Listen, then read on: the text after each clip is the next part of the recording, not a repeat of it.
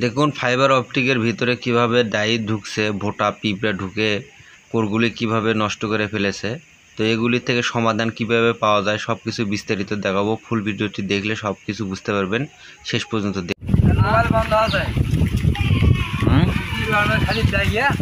দেখা হলে কি করছে, কত ডিম আরো কতগুলো পড়ে গেল।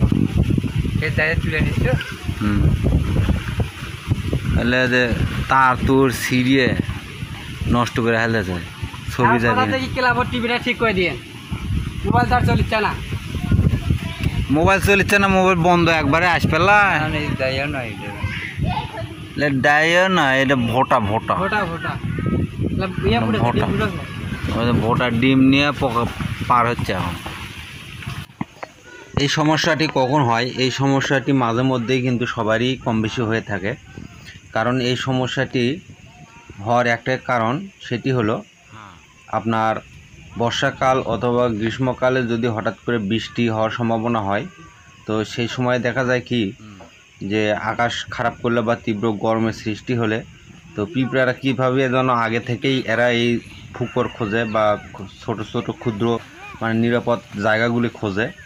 তো এখানে দেখুন জঙ্গলের সাইড দিয়ে কিন্তু ওই তারটি গেছে।